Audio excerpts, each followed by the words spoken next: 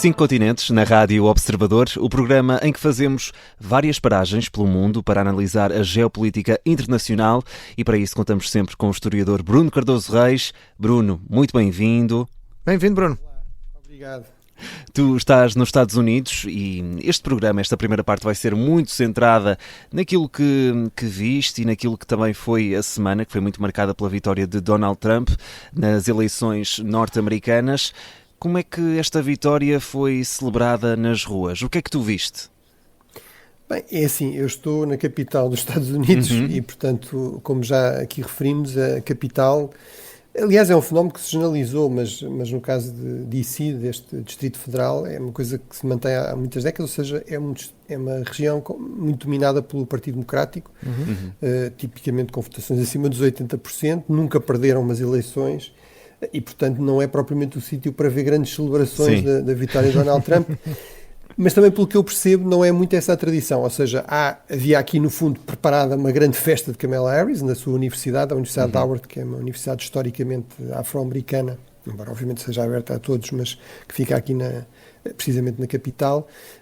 Obviamente Trump tinha a sua festa também preparada, organizada, com a presença dele em Mar-a-Lago, portanto em Palm Springs, na Flórida, mas de resto o que há no fundo é esta tradição das pessoas se juntarem em bares, em cafés, etc., muitas vezes até nos sports bars, portanto naqueles onde geralmente há imensos ecrãs para acompanhar o desporto, mas na noite eleitoral fazem no fundo um dia especial dedicado às eleições, e aí muitas vezes as pessoas juntam-se, às vezes até deliberada, portanto está definida a orientação partidária da festa, vamos dizer assim.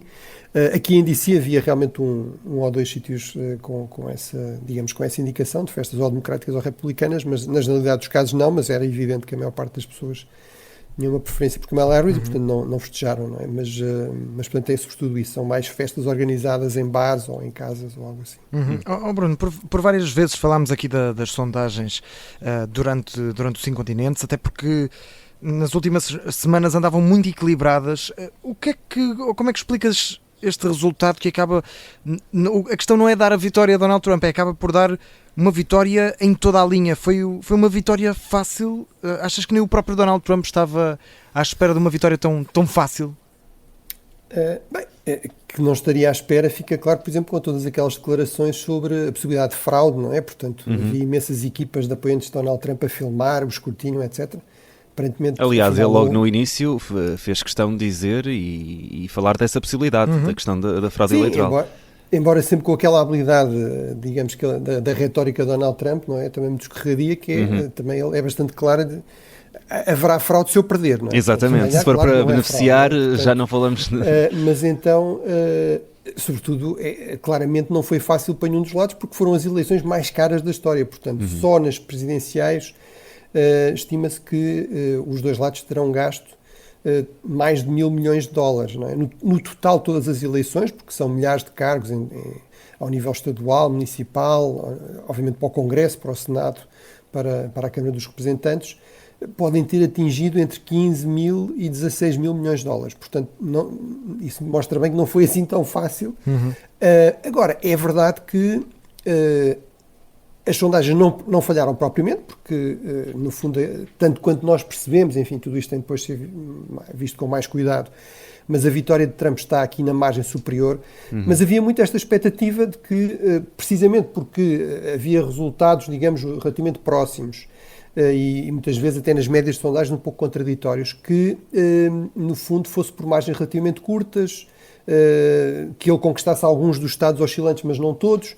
Eu diria talvez o elemento mais inesperado, porque corresponde realmente ao quebrar de um padrão, de uma tendência, é que ele ganhou também no voto popular e não apenas no colégio eleitoral, que à partida favorece mais os republicanos, mas isso é a primeira vez desde 2004 que os republicanos conseguem isso, portanto no século XXI só conseguiram isso por 2 vezes, esta é a segunda vez. E portanto, claro, agora a posteriori é fácil ver isso. Claramente o que terá acontecido é, nos últimos dias, porque as sondagens são indicações de intenção de voto, não são garantias de que essa intenção se mantém ou se concretiza, que aquelas pessoas indecisas terão decidido mais em favor de Donald Trump, nomeadamente nos estados oscilantes e até em geral, e portanto isso terá dado uma vitória a Donald Trump. Agora, eu queria aqui sublinhar este aspecto que é Donald Trump à partida ganhará em 2024 com o mesmo número de votos que teve em 2020 quando perdeu, à volta de 74 milhões de votos.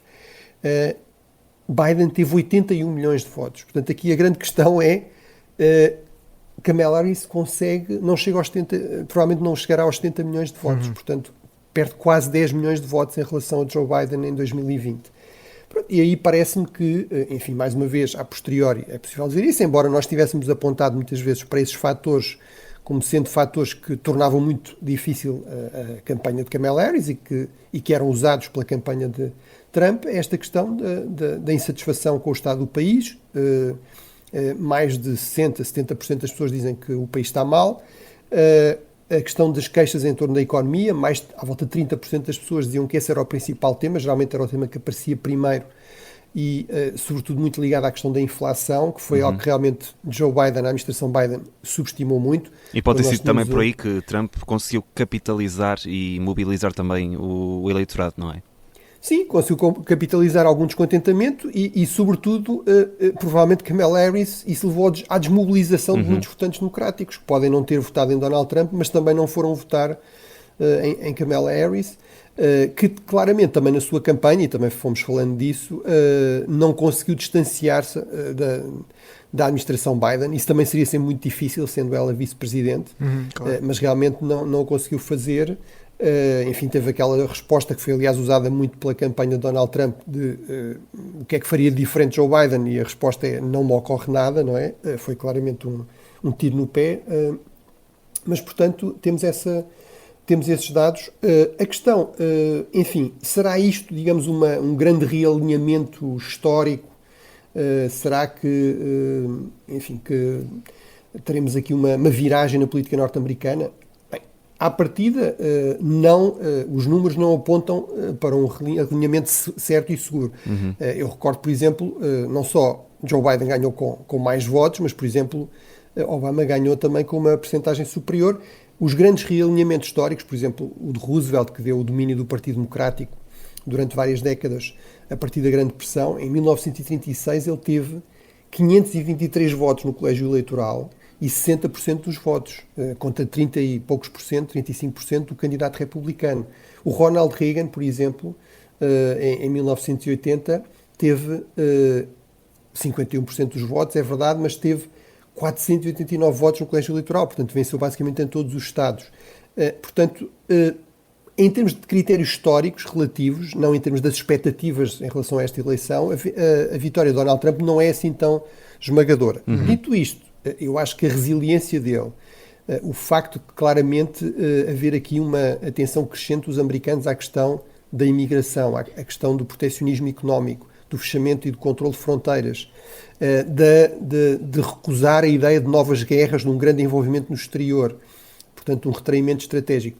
Tudo isso são temas que Donald Trump veio trazer, dar grande visibilidade e que parecem estar a ser cada vez mais centrais no debate político americano, a condicionar cada vez mais o debate político americano, a forçar o Partido Democrático também a discutir essas questões, e nesse sentido eu acho que se pode dizer que realmente a vitória de Donald Trump representa uma certa viragem.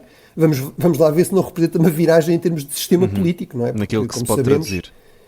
Como sabemos, Donald Trump, enfim, chegou a dizer, estou a citá-lo, que estava disposto a ser ditador, embora só por um dia, mas também acrescentou para resolver o problema da fronteira. Ora, sabemos que esse problema se calhar não se resolve só num dia, e portanto, obviamente, eu não estou com isto a dizer que as intenções ou a admiração pública de Donald Trump por homens fortes, ditadores, autocratas, se vai traduzir na transformação dos Estados Unidos numa ditadura. Acho que há aqui muitos pesos e contrapesos, a começar pelos Estados federais, os 50 Estados da Federação, que são os Estados Unidos, mas realmente Trump tem aqui um mandato claro, tem a legitimidade do voto popular, controla o Senado, provavelmente controlará a Câmara dos Representantes, tem uma maioria clara no Supremo, portanto, há pelo menos a possibilidade de uma deriva iliberal, enfim, no modelo, por exemplo, que Orbán seguiu na Hungria, que as intenções de Trump provavelmente irão nesse sentido, parece-me claro. Se ele conseguirá ou não, isso teremos de ver. E Bruno, se de um lado temos a alegria dos republicanos, do outro lado temos a desilusão por parte dos democratas, Kamala Harris reconheceu a derrota, prometeu não desistir da luta que alimentou esta campanha e contou com apoios de peso. Há mais vida política para Kamala depois deste resultado? Como é que o Partido Democrata se pode reerguer desta derrota? Bem, tendo em conta aquilo que ouvimos até de muitos responsáveis do Partido Democrático, eles realmente estão, digamos, a digerir a derrota, a procurar perceber o que é que aconteceu e o que é que podem fazer. Já emerge aqui também algo que não é de espantar, que é uma divisão entre a ala mais esquerda do partido, que acha que o problema foi que o partido se moderou demasiado, e uma ala mais moderada que acha que o problema é que o partido, mesmo tendo-se moderado, continua a ser muito visto como estando identificado e até controlado por uma ala muito à esquerda, muito radical, muito woke, portanto muito obcecada com cancelamentos, censura da linguagem, apontar o dedo, enfim, um conceito de racismo em que basicamente tudo é racista, tudo é machista, etc. E portanto que isso é um problema. Em relação a Kamala Harris, vamos ver, ela claramente é jovem, continua disposta a manter-se ativa na vida política, mas não tem propriamente uma grande plataforma ou cargo a partir do qual possa fazer isso. À partida, o que já se viu também, e o que será expectável, sobretudo se os democratas perderem não só o Senado, mas também a Câmara dos Representantes, enfim, os republicanos neste momento têm vantagem aí, faltam-lhes 4 ou 5 lugares para ter a maioria de 218 na Câmara dos Representantes, é que sejam sobretudo os governadores democratas de estados grandes, populosos, economicamente poderosos. Por exemplo, já veio falar o Gavin Newsom, o governador da Califórnia, o estado mais rico dos Estados Unidos, dizer que ia defender as liberdades dos californianos, que ia reforçar, alterar até a legislação para, como ele disse, Trump-proof, portanto, tornar a Califórnia à prova de Trump, não é? Ou o governador do Illinois, por exemplo, o Pritzker. E, portanto, será provavelmente aí que veremos surgir tentativas, no fundo, de liderar o Partido Democrático na reação, na oposição a Donald Trump. Bruno, ainda olhando para os Estados Unidos da América, no capítulo das reações tivemos muitas e um pouco para todos os gostos, também um pouco por todo o mundo. Esse vai ser também o principal tema do programa. E começamos pelas guerras em curso. Aquela que talvez suscite preocupações maiores é o conflito na Ucrânia. Zelensky felicitou Trump, disse que ambos acordaram manter o diálogo e avançar na cooperação. Quais é que vão ser os novos capítulos desta história? A Ucrânia tem razões para estar preocupada agora com esta eleição de Donald Trump? Temos 5 minutos até ao final desta primeira parte. Sim, vamos gerindo e vamos ver o que é que depois passará para a segunda parte. Mas, exato. Enfim, mas é realmente o Presidente dos Estados Unidos tem grandes poderes na política interna, sobretudo quando também controla o Congresso, o seu partido, mas tem poderes ainda maiores e mais discricionários no campo externo. Quer dizer, ninguém pode impedir Donald Trump de retirar tropas da Europa, de as enviar para o Médio Oriente ou para a Ásia. Claro. Enfim, em termos de tratados, há a questão do Senado, mas o Senado estará controlado pelos republicanos. Em termos de nomeação para cargos, por exemplo, o responsável da diplomacia, o secretário na terminologia americana, o secretário de Estado, ou os embaixadores, ou os comandantes militares, mas tudo isso passa pelo Senado, mas mais uma vez o Senado estará controlado pelo Partido Republicano e por senadores cada vez mais trumpistas. Portanto, realmente há aqui um poder muito significativo e há um impacto muito grande. Os Estados Unidos continuam a ser a maior economia global, à volta de 1/4 da economia global. Até cresceram ligeiramente nas últimas décadas, passaram de 25% para 26% da economia global. Continuam a ser de longe a maior potência militar a nível global. Os Estados Unidos sozinhos gastam tanto em defesa como as outras 14 potências seguintes e, portanto, isso dá-lhe aqui um enorme poder, por exemplo, quando há conflitos armados. No caso da Rússia e da Ucrânia, é evidente, digamos, a alegria difícil de disfarçar do regime de Putin, desde Medvedev a Margarita Simonian, que é aquela propagandista mor e desinformadora também, portanto, está à frente da desinformação, que pôs no Twitter uma coisa até a gabar-se. Trump ganhou, a equipa pode ir dormir, portanto, quase que a atribuir a vitória de Trump à desinformação russa, que obviamente é um disparate. Houve desinformação russa a favor de Trump, mas obviamente as eleições nos Estados Unidos, como em todo lado, decidem-se fundamentalmente por razões internas, mesmo que estas interferências sejam sempre condenáveis, mas isto mostra bem realmente de que lado estava a Rússia e por razões evidentes. O próprio Putin também já veio no fundo tentar manipular aqui Donald Trump com elogios, enfim, elogiou a sua coragem nos atentados, mostrou, estou a citar Putin também de forma reveladora, mostrou que era um homem a sério, portanto, e mostrou-se disponível para as tais negociações de que Trump fala. Zelensky, por um lado, disse que não estava disponível para uma paz a qualquer preço e, portanto, não ia acontecer uma paz rápida, como Trump queria, mas também procurou, no fundo, usar um pouco esta tentativa de puxar pela vaidade de Trump e, portanto, elogiou Donald Trump, a grandeza da América, que é um tema recorrente na retórica de Trump, e, portanto, tentou, no fundo, usar isso para dizer um grande país não abandona os seus aliados e não vai certamente deixar a Rússia aqui conquistar, ocupar um território de uma democracia, de um país livre. Portanto, fez o que é possível, diria eu, do ponto de vista de Zelensky, não podia fazer muito mais. Realmente, e para terminar, o papel dos Estados Unidos aqui será absolutamente crucial.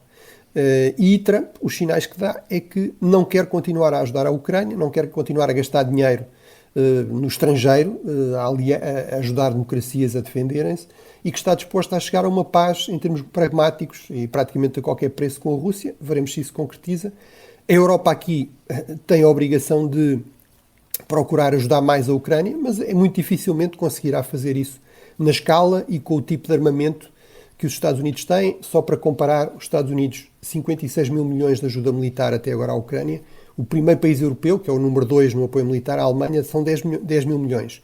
Claro, pode-se aumentar isso, mas sobretudo há esta questão que não é só uma questão de dinheiro, é de capacidade de fabricar, de fornecer armamento. Aí a indústria europeia é bastante mais limitada que a americana e, portanto, é impossível, simplesmente, mesmo que haja dinheiro, em muitos casos é impossível substituir o fornecimento de armamento norte-americano. Bruno, temos mesmo que fechar aqui a nossa primeira parte, mas fica aqui a promessa que logo no início da segunda vamos até ao Médio Oriente, até para perceber quais os ecos que se sentiram por lá por causa desta vitória de Donald Trump. Voltamos daqui a pouco, já a seguir às notícias.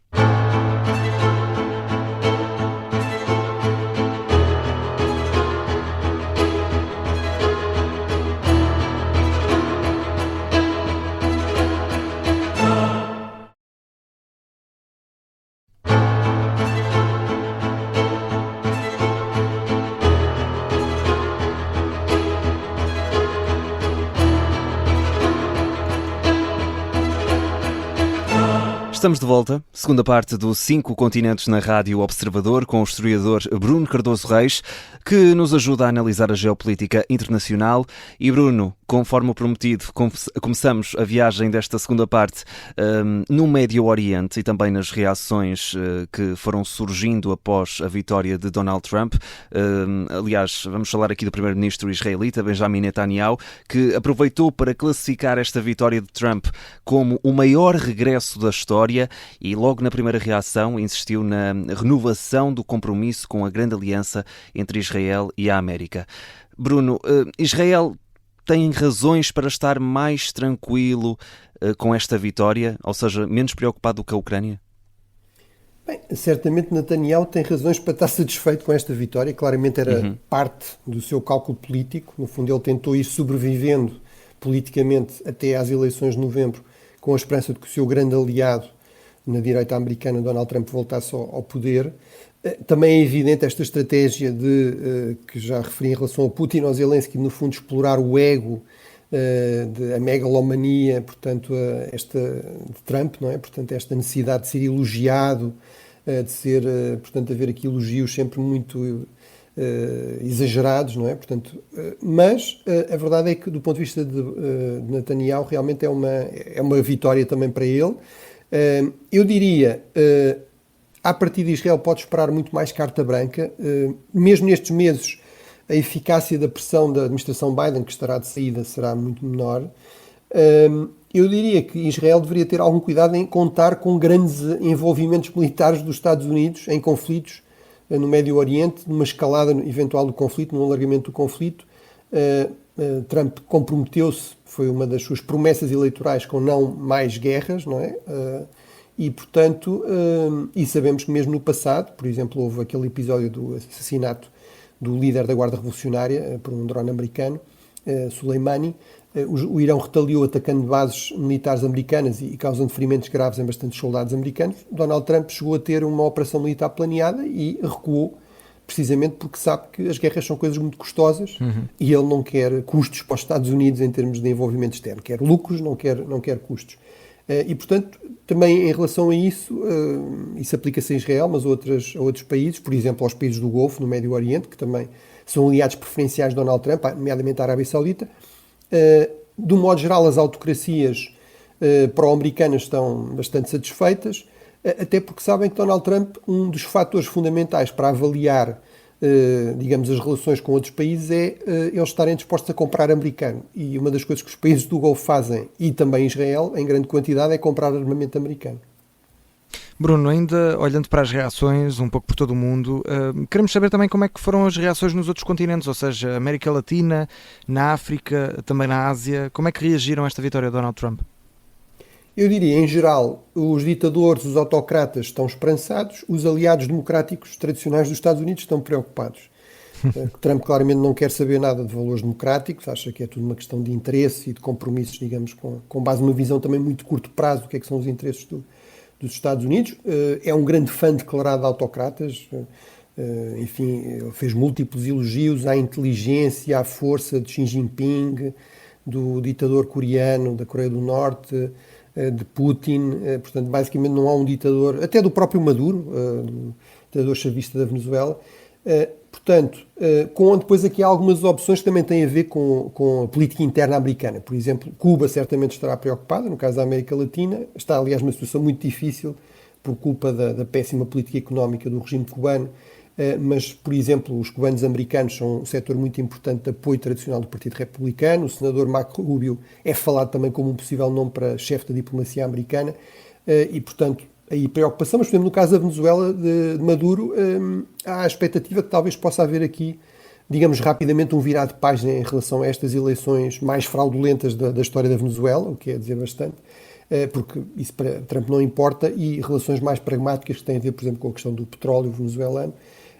No caso do México, também grande preocupação por causa da questão da guerra comercial. O México é o principal parceiro comercial dos Estados Unidos, também por causa da questão das migrações, mas, por exemplo, a assessora de Obrador, que era um populista de esquerda, mas até se deu relativamente bem com um populista de direita como Trump, Sheinbaum, diz que teve uma boa conversa com Donald Trump, já com o presidente eleito, e realmente Trump sabe, ou deveria saber, que para conseguir gerir a questão das migrações é fundamental a colaboração do México e, portanto, se calhar ele está disposto aí a pagar algum preço para isso acontecer. Também no caso do Brasil, de Lula, ele diz que esperava uma relação civilizada. Lula também não tem grandes problemas em lidar com líderes mais iliberais, como temos visto, e obviamente Milei na Argentina também muito, muito satisfeito com esta vitória de alguém com quem ele tem uma boa relação pessoal. No caso da Ásia, grandes receios, sobretudo do Japão e da Coreia do Sul, muito semelhantes aos da parte da Europa, ou seja, o que é que vai acontecer a esta garantia de segurança tradicional dos Estados Unidos, à presença de tropas americanas na região. Eu diria que mesmo em Taiwan, que supostamente é uma prioridade para os trumpistas, mas Taiwan vê com grande desconforto a facilidade com que Trump abandona aliados democráticos como a Ucrânia quando há conflitos custosos.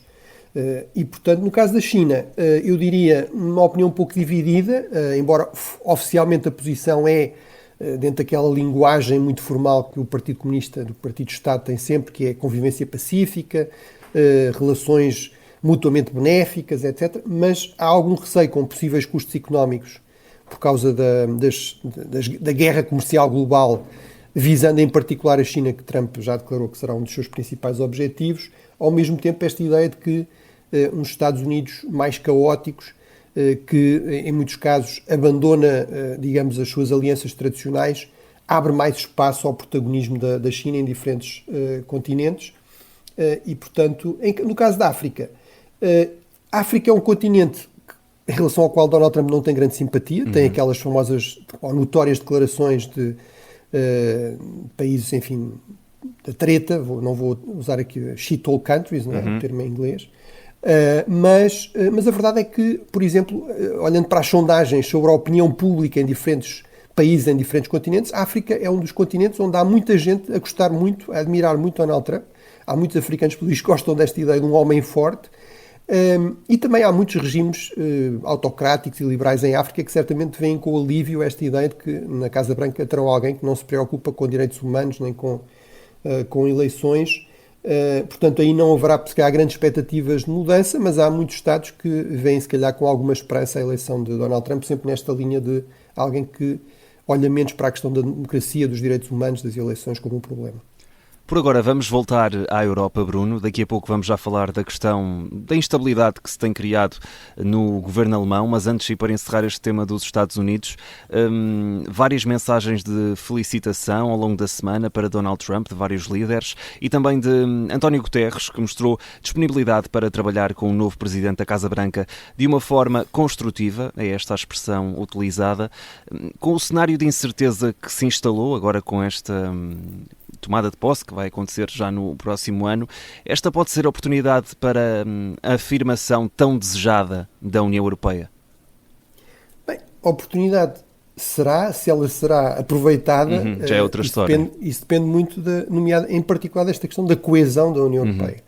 Até que ponto é que a União Europeia conseguirá ter aqui uma resposta coesa, sólida do conjunto dos 27, e sabemos que à partida pelo menos um desses 27 está completamente alinhado com a agenda trumpista, portanto é também um daqueles líderes e liberais que viu com satisfação a vitória de Donald Trump, Viktor Orban na Hungria, não é? Que no fundo parece estar convencido que vai ser uma espécie de vice-rei da Europa em nome de Donald Trump. Não me parece que os principais países europeus ou mesmo outros aceitem isso assim de muito bom grado, mas claramente terá aqui uma oportunidade para ter maior protagonismo com base nesta proximidade ideológica com Donald Trump. Donald Trump é extremamente hostil a tudo o que são organizações internacionais multilaterais. Portanto, mais uma vez, António Guterres disse aquilo que tinha a dizer, vai ter de lidar com quem os Estados Unidos elegerem, mas obviamente Donald Trump, enfim, é conhecido por ser muito crítico das Nações Unidas e também da União Europeia. Enfim, acho que aqui é importante não dar demasiada importância às declarações que os políticos fazem, mas também não as ignorar. É a indicação que nós temos sobre as suas intenções e percepções. Enfim, Donald Trump é o primeiro presidente dos Estados Unidos desde a Segunda Guerra Mundial que declarou, aliás, nas vésperas de um encontro com Putin, quando foi perguntado qual é o maior inimigo em termos externos dos Estados Unidos, a sua resposta, em primeiro lugar, foi temos muitos inimigos, por exemplo, a União Europeia. A União Europeia é um inimigo dos Estados Unidos, do ponto de vista das relações comerciais. Portanto, acho que aí, enfim, lá está, os europeus não podiam dizer outra coisa que não seja estamos dispostos a colaborar. Foram dizendo, esperamos, a nossa expectativa é que os Estados Unidos continuem a cumprir os seus compromissos internacionais, os seus acordos, no fundo os acordos nos quais assentam alianças como a Aliança Atlântica ou os acordos comerciais que regem a relação económica entre os Estados Unidos e a Europa, que são os mercados mais integrados do mundo, tirando o próprio mercado único não europeu. Portanto, é uma enorme interdependência, há milhões de empregos, estima-se que 10 milhões de empregos dependem destas relações económicas dos dois lados do Atlântico. Agora, é evidente que há aqui uma grande preocupação. A França, só para terminar, o presidente Macron, que é aqui sempre mais assertivo, veio dizer esta é uma grande oportunidade, a Europa vai, no fundo, aqui afirmar a sua autonomia, vai, enfim, ter mais protagonismo até no campo da defesa, etc. E eu vou falar com o meu colega Olaf Scholz, da Alemanha, para tratar do assunto. Passado umas horas tivemos a notícia, que vamos falar a seguir, de que o governo alemão, enfim, está em queda iminente. Bruno, vamos avançar e ainda com os olhos na Europa. Vamos falar do governo alemão. Depois de 3 anos de críticas constantes, também de quesílias internas, Olaf Scholz despediu o Ministro das Finanças, também parceiro de coligação, falamos de Christian Lindner, e para já vai ter de governar com um executivo minoritário, composto pelo seu Partido Social Democrata, o SPD, e também pelos Verdes. Este colapso do governo alemão é uma questão de tempo, Bruno? O que é que pode significar na União Europeia e não só? Bem, é realmente uma espécie de morte anunciada. As dificuldades têm sido muitas. Foi uma coligação um pouco contra a vontade e contra a natura, sobretudo dos liberais, que são um partido de centro-direita, com os Verdes e o SPD, que são partidos mais à esquerda. Todos estes partidos foram perdendo popularidade, isso ficou claro nas eleições regionais, mas em termos das sondagens nacionais, neste momento o principal partido da direita, a CDU, tem 32%, a Alternative for Deutschland, o partido de direita radical, populista, identitário, nacionalista, tem 17%, está com mais 1% do que o SPD, que é o partido que lidera o governo, que tem 16% das intenções de voto. Depois vêm os Verdes com 10% e os liberais estão com 4%, o que significa que não elegeriam deputados. Portanto, realmente aqui sobretudo razões internas, enfim. Mas eu diria, isto não me espantaria que fosse já um primeiro sinal também de um certo impacto de Trump, ou seja, da expectativa de que a direita está em subida, portanto que se calhar os liberais deveriam afastar da esquerda e reaproximar da direita. Veremos realmente quanto tempo dura esta crise, como é que se resolverá, mas a expectativa é que realmente temos aqui na Alemanha um governo completamente a prazo. Pode ser muito curto prazo, pode ser em alguns meses, e isto obviamente tem enormes implicações para a capacidade da União Europeia responder, por exemplo, a uma presidência Trump. Se temos nos dois principais países que têm sido os grandes motores da construção europeia e da União Europeia, na França e na Alemanha, governos extremamente frágeis, um presidente Macron em fim de mandato, com um governo que não sabe quanto é que vai durar. Na Alemanha, basicamente a mesma coisa. Obviamente isso é um problema muito sério do ponto de vista da credibilidade desta ideia de que a Europa vai aproveitar para se afirmar como um ator estratégico forte face a Donald Trump. Claro. Bruno, vamos agora voar até a África, já lá estivemos um bocadinho, mas vamos agora outra vez, para falar mais uma vez aqui no 5 continentes da situação em Moçambique. O clima de crise política está instalado, há muita tensão nas ruas e relatos de vários feridos e mortos à conta dos vários confrontos que existem no país, o que contrasta, por exemplo, com a situação bem mais ordeira e pacífica em que a oposição venceu as eleições no país vizinho, no Botsuana. Qual é que deve ser o papel da comunidade internacional nesta situação que teima em continuar? E já falamos aqui várias vezes que é uma situação que está a continuar ao longo destas últimas semanas. Como é que se pode conter este clima tão hostil em Moçambique? Bem, portanto, é uma má notícia que se vem confirmando, ou seja, de facto, as eleições não foram credíveis. Esta ideia de que a Frelimo, depois de tantas décadas no poder e com tanta insatisfação, tem 70% dos votos, ganha em todas as províncias, no fundo empurrou muita gente para a ideia de que não há uma saída, digamos, dentro legal e eleitoral para algum tipo de alternância. Ao contrário do Botsuana, o Botsuana não tem fronteira direta com Moçambique, mas é um país também da África Austral, faz parte da mesma comunidade regional da CADC, que aliás vai reunir, já reuniu para discutir a questão de Moçambique, uma reunião de emergência, mas que mostra que realmente há casos de sucesso em África. O Botsuana era dos países mais pobres da África quando se tornou independente em 1966, agora é o segundo país mais rico a seguir à África do Sul. É um país que soube explorar os seus recursos com níveis mínimos de corrupção, que tem uma longa tradição multipartidária, embora sempre com um partido dominante, o Partido Democrático, mas esse partido, ao fim, enfim, de se manter no governo desde a independência em 66, perdeu as eleições agora em 2024, passou aliás para quarto partido e reconheceu os resultados, cedeu o poder a um presidente da oposição e, portanto, Duma Boko, e, portanto, isso mostra que isso é realmente possível. Não é claramente o que está a acontecer em Moçambique, infelizmente. Eu diria, o papel da comunidade internacional aqui é limitado.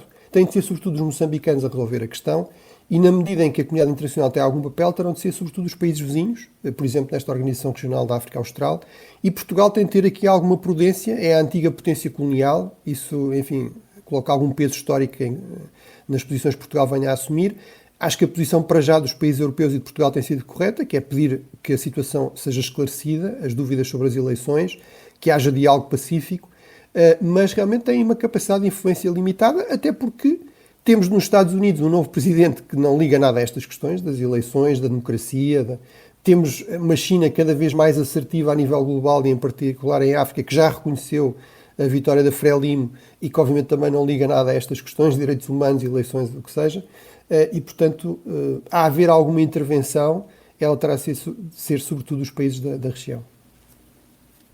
Bruno, vamos ainda ter tempo muito rapidamente, porque só temos 4 minutos até ao final, mas vamos rapidamente fazer uma última viagem até ao Mianmar, a antiga Birmânia, em que a oposição armada tomou conta de áreas-chave de mineração de terras raras. O que é que isto significa e o que é que se passa também realmente no Mianmar? Bem, o Mianmar, Birmânia, enfim, a oposição continua a existir em Birmânia, o regime militar no tal Mianmar, mas realmente o que vimos várias vezes é um conflito esquecido, mas cada vez mais ativo. Na verdade, a Birmânia tem uma guerra civil de baixa intensidade e, sobretudo, nas zonas próximas da fronteira, onde há grupos étnicos completamente diferentes da etnia dominante birmanesa desde a independência, portanto, desde 1948, mas realmente com a tomada de poder em mais um golpe militar pela junta militar em 2021, que prometeu resolver todos esses problemas e todos esses conflitos, o que se assistiu foi um alargamento e um intensificado da guerra civil. Muita da oposição birmanesa passou para a luta armada e, portanto, passou a aliar-se também a esses grupos armados que já existiam, e o regime está em cada vez maiores dificuldades. Aqui o que é relevante é que Myanmar é o terceiro maior produtor de terras raras. Vem a seguir à China e aos Estados Unidos com 11% do total mundial. Em alguns desses minérios controla mais de 50% da produção a nível mundial. A China está claramente muito preocupada, porque depende muito desses fornecimentos, e, portanto, mesmo um conflito esquecido, às vezes, de repente, torna-se estrategicamente relevante, por exemplo, quando está em causa o controle de recursos estratégicos que são aqui vitais para a transição energética, como é o caso. Bruno, chegamos ao fim da nossa viagem, mas antes tens uma recomendação para os nossos ouvintes e que ainda tem que ver com os Estados Unidos da América. Sim, não são livros, digamos, políticos sobre a política atual americana, pelo menos, são uma série de novelas históricas do Gore Vidal, que é um grande intelectual, público, ensaísta, escritor, muito ligado à política, de uma família política. Ele era primo do Al Gore. Os Gore são uma dinastia política talvez menos charmosa que os Kennedy. Ele era, digamos, meio-irmão, mais ou menos, da Jacqueline Kennedy, mas de facto dedicou-se sobretudo à literatura. Tentou ainda uma candidatura ao Senado, mas sem sucesso. Era uma altura em que ser homossexual não era algo que fosse muito vendável politicamente nos Estados Unidos.